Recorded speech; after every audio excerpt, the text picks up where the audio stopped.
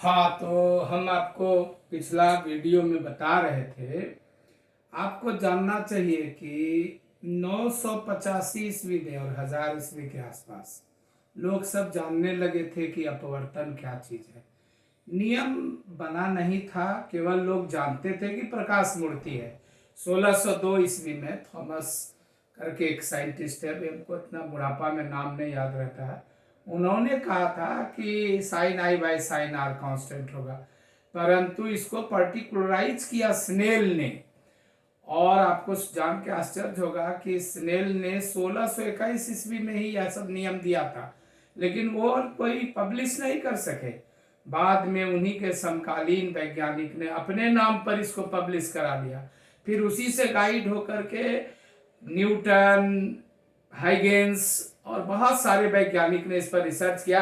10th class में इतना ज़्यादा बताना हम उचित भी नहीं समझते हैं। +2 में आइएगा तो डिटेल में बताएंगे कि क्या सब कंट्रीब्यूशन था, लेकिन आप इतना ही जानिए कि रिफ्रैक्शन के लॉज के इनंसिएशन में यानी उत्पादन में स्नेल के कंट्रीब्यूशन को साइंस नहीं भुला पाया। यही कारण है कि लाख प्रयास के बावजूद भी सबने स्वीकार किया कि अपवर्तन का नियम स्नेल का नियम कहलाता है। स्नेल का नियम है क्या कि अगर आप प्रकाश संबंधी कोई भी प्रयोग करते हैं तो प्रकाश का अपवर्तन संबंधी यह नियम कहता है कि दो अलग अलग माध्यम होना चाहिए। जैसे माध्यम 1 को N1 कह दिए, इसका अपवर्तनांक, माध्यम 2 का अपवर्तनांक N2 कह दिए, तो दो अलग अलग माध्यमों के लिए किसी विशेष रंग की प्रकाश किरण के लिए अपतन कोण की ज्या का अनुपात एक नियतांक होता है, और इस नियतांक का एक नाम है अपवर्तनांक। और यहाँ एक शब्द है आपेक्षिक, हम आपको पहले भी अपने क्लास में बता चुके हैं। आपेक्षिक शब्द का माने समझिए, एक निरपेक्ष होता है। जैसे वर्मा सर का वजन कितना है, आप तराजू लाइए, नाप लीजिए, 100 किलो है, खत्म। लेकिन वर्मा जी कैसा पढ़ाते हैं, इसके लिए तो आपको कहीं से रेफरेंस चुनना होगा कि फलाना सर के तुलना में वर्मा सर खराब पढ़ाते हैं, परंतु ढिमाका सर के तुलना में वर्मा सर अच्छा पढ़ाते हैं। तो जब हम किसी चीज से तुलना करके किसी का कोई गुण निकालते हैं, यह अपवर्तनांक है क्या चीज भाई? लोग खाली पढ़ रहा है, रट रहा है, पढ़ रहा है, रट रहा है। फिजिक्स लोग को भारी इसलिए रहता है कि फिजिक्स खाली पढ़ रहा है, रट रहा है, पढ़ रहा है, रट रहा है। अरे भाई, फिजिक्स को समझ के पढ़ो। साइंस में फिजिक्स ही नहीं, केमिस्ट्री, बायोलॉजी, मैथमेटिक्स समझ समझ के पढ़िए, तभी आपके खोपड़ी में जब एक बार घुस जाएगा तो निकलेगा नहीं और सब आसान लगेगा। ये अपवर्तनांक है क्या चीज? अरे भाई, ये अपवर्तन की क्षमता है, वो जो प्रकाश को मोड़ती है, जो गुण, माध्यम का जो गुण प्रकाश को या तो मोड़ता है अभिलंब की तरफ या दूर भगाता है विलंब से, इस गुण को जो भौतिक राशि मापती है उसी भौतिक राशि को अपवर्तनांक कहते हैं। माध्यम के अपवर्तन की क्षमता, कैपेसिटी कितनी है, कितना मोड़ सकता है। जैसे आपतित किरण आई 20 डिग्री पर और अपवर्तन कोण आया तो 18 डिग्री हुआ, तो यह 2 डिग्री मोड़ सका। कोई दूसरा मीडियम लिए, वो ले आया 10 डिग्री, तो 10 डिग्री ना मोड़ दिया। यही मोड़ने की क्षमता को कोण में मापा था स्नेल ने, और साइन को लाया फार्मूला में, इसलिए उनके सम्मान में उसको स्नेल्स लॉ कहते हैं, और इसको म्यू से या एन से सूचित करते हैं। इसकी कोई इकाई नहीं होती है। वेग के पदों में, जैसे उदाहरण के लिए वेग के पदों में, वेग के पदों में कांच का अपवर्तनांक C0/Cg हुआ। पानी का अपवर्तनांक निकालना है तो C0/Cw हुआ। पहला माध्यम का अपवर्तनांक निकालना है तो C0/C1 होगा। दूसरा माध्यम का अपवर्तनांक निकालना है C0/C2 होगा। इस तरह ढेर सारा फार्मूला हम आपको लिखाएंगे और फिर इस पर हिसाब सब +2 में डिटेल में बनाइएगा। अभी 10th क्लास में बस इतना सा ही जानिए, यही ठीक है। अब रहा सवाल की रिलेटिव रिफ्रैक्टिव इंडेक्स क्या है, आपेक्षिक अपवर्तनांक। तो वही है, एक माध्यम के सापेक्ष दूसरे माध्यम का अपवर्तनांक, जैसे पहले माध्यम के सापेक्ष। तो एक चीज यहां गुरु मंत्र सीखिए बर्मा सर का, जिसके सापेक्ष हो उसके अपवर्तनांक को हर में लिखिए नीचे, और जिसका निकालना हो उसको अंश में लिखिए, और यहां वेग को उल्टा लिखिए, क्योंकि यहां होगा C0/C2, यहां होगा C0/C1, C0 कट जाएगा, C1 उलट कर C1/C2 होगा। तो ये अपवर्तनांक की परिभाषा है, और ये अपवर्तनांक के बारे में आपकी डिटेल स्टडी हुई। फिर मिलते हैं अगले कक्षा में, अब देखते हैं आगे क्या है।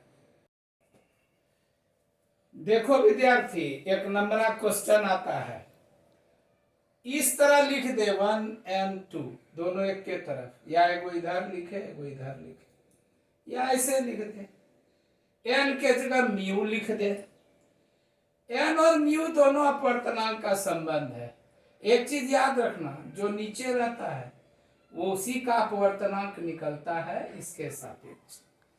इसका मतलब है सेकेंड माध्यम का अपवर्तनांक फर्स्ट माध्यम के सापेक्ष। तो ए म्यू जी का माने क्या हो गया कि कांच का अपवर्तनांक, जी फॉर ग्लास, ग्लास माने कांच, कांच का अपवर्तनांक हवा के सापेक्ष। तब तुम सोचो, ये हो गया कांच का अपवर्तनांक हवा के सापेक्ष, हो गया हवा का अपवर्तनांक कांच के सापेक्ष। तो कांच से हवा में निकली, हवा से कांच में गई, कांच से हवा में निकली, तो लौट के बुद्धू घर को आए। तुम एक मंत्र हमारा वहां है वो याद रखना, ये जो नीचे है और ऊपर है ये कट गया, ये और ये कट गया, तो अब कुछ तो नहीं बचा, सब तो कट गया। अगला क्वेश्चन दिखाएंगे उसमें बचेगा, तो जो बचेगा वही आंसर होता है। तो ए म्यू जी अब तुमको कहता है सिद्ध करो, ए म्यू जी इतना होता है, परिभाषा है, और जी म्यू ए इतना होता है, गुना करके देख लो, कट के 1 हो गया। तो याद रखो, ये चीज जब उल्टेगा तो यहां भी उलट जाएगा। अब उसी पर देखो, यहाँ 1 ऊपर है 2 नीचे है, यहाँ 2 ऊपर है 1 नीचे है, तब ना यहाँ आएगा। यहाँ 0 मैंने हमेशा समझो शून्य या निर्वाक, 0 ऊपर है और जी नीचे है, या जी ऊपर है W नीचे है, तो यहाँ W ऊपर आएगा और 0 नीचे आएगा, तब ना 0 0 W W जी कटेगा और 1 होता है। तो इसलिए यहाँ W ऊपर आ गया, 0 नीचे आ गया। यहां पर तुमको इसलिए हम दिखा रहे हैं कि प्रीफिक्स पर तुम ध्यान दो, प्रीफिक्स पर ध्यान दो। यहां देखो, ये नीचे वाला प्रीफिक्स और ये कटता है, फिर ये और ये कटता है, तो ये और ये कटने के लिए इस खाली जगह में क्या भरोगे तुम, जो कटेगा, और 1 आएगा, तो यहाँ 1 भरोगे, इसलिए खाली स्थान में क्या आएगा, 1 आएगा। समझ गए? यहां पर क्या आएगा यही पूछ रहा है, यहाँ 1 आएगा तभी ना 1 1 कटेगा, इसलिए खाली स्थान में 1 आएगा। अब प्रकाश के अपवर्तन का आखिर क्यों, अच्छा क्यों मुड़ती है प्रकाश? सिंपल बात जानो यार, हम लोग हवा में चल रहे हो और गंगा जी नहाने जा रहे हो, तो जिस स्पीड से तुम सुल्तानगंज में दौड़ते हुए रोड से गंगा के किनारे तक जाते हो, क्या वही स्पीड से पानी में भी दौड़ने लगते हो, या स्पीड कुछ चेंज होता है? तो प्रकाश भी जब एक मीडियम से दूसरे मीडियम में जाती है तो उसका स्पीड बदलता है। स्पीड बोले तो वेलोसिटी, जो वेक्टर है, वेलोसिटी वेक्टर है, तो उसमें दिशा है और ये दिशा बदलती है।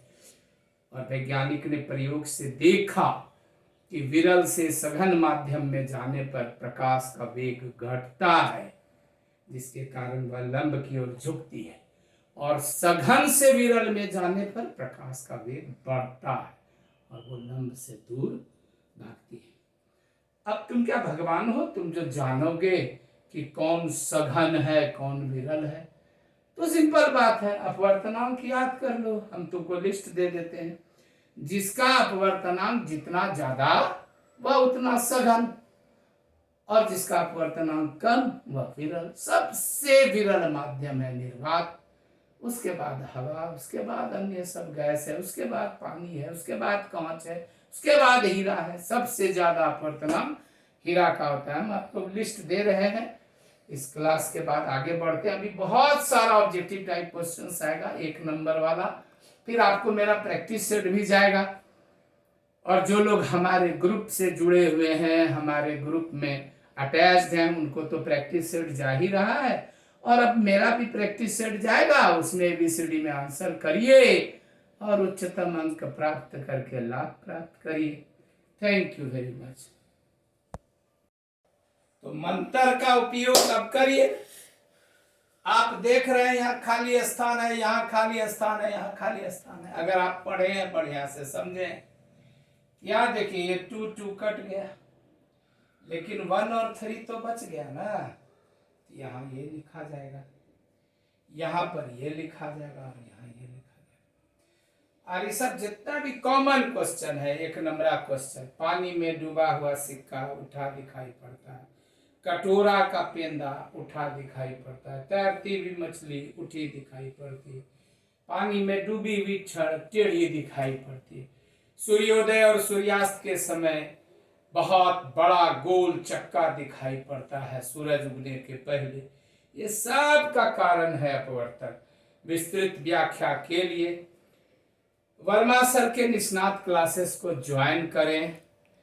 यहाँ पर ज्वाइन करके यहाँ का जो वर्क बुक है, वह वर्क बुक की कॉपी ले, वर्क बुक पर प्रैक्टिस वर्क बुक करें। बिहार प्रांत में अगर आपको टॉप करना है, डिस्ट्रिक्ट में टॉप करना है, तो डिपेंड करता है कि आप मेहनत कितना करते हैं। हमारे पास कोई कमी नहीं है, न साइंस में, न आर्ट्स में, न संस्कृत में, न अंग्रेजी में, न हिंदी में। यह क्लास सब चीज प्रोवाइड करता है। और आप तो जानते ही हैं कि वर्मा सर का तो मतलब है कि कोई ट्यूशन फी नहीं, 7 8 9 10 निःशुल्क। ये डेमो, ये वीडियो भी निःशुल्क। आप जितना इसको एंजॉय करिए और जितना लाभ दीजिए। सुल्तानगंज शहर ने मुझे जो दिया पिछले 15 20 25 वर्षों में, इसको अगर हम चुका सके तो बहुत अच्छा होगा। इसलिए तो हम इस पर इतना मेहनत कर रहे हैं। आपको मेहनत कम करना पड़े। सबसे अधिक अपवर्तनांक पानी, कांच, बर्फ और हीरा में किसका है? तो हीरा का। तो मैट्रिक बोर्ड में जितना चीज आता है उसका हम आपको एक लिस्ट दे रहे हैं, याद रखो। ये सब लिस्ट को याद कर लो, किसका कितना अपवर्तनांक है।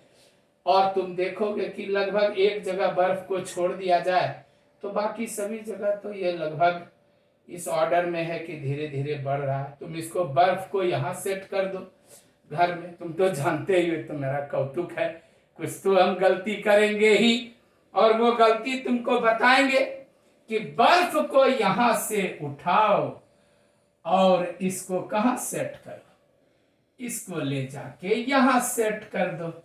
तो तुम क्या देखोगे? 3 3 3 6 4 4 4 8, इसको उल्टा कर दो। 4 7 4 8 5 2, तब 5 4, इसको उल्टा कर दो। और तुम तब क्या देखोगे कि इसको तुम ले जा करके दिमाग में जब तक जिंदा रहो तब तक याद रखो।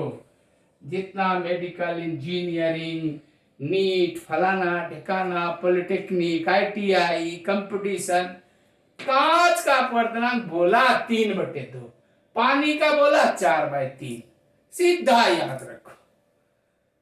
दिया तो वाह वाह, नहीं दिया तो वाह वाह, सब तो है ना। और इस लिस्ट को अपने से अरेंज करो, पढ़ो, समझो, पहले इस्तेमाल करो, फिर विश्वास करो। तुम आओ, मिलो, पढ़ो और मजा लो।